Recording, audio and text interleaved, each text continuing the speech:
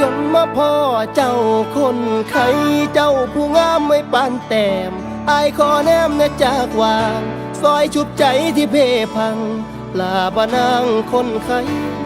สิเป็นไปได้บ่ท่านอายสิขอไปเคียงกายท่านเจ้าบ่มีภัยคันได้นางมาเคียงข้างสิขอหักนางไปจนแก่โปรดรับใจเอาไว้แน่ให้เจ้าแลในเด้อคำยามหนาวไอ้กะสิกอดยามนอนไอ้กะสิหอม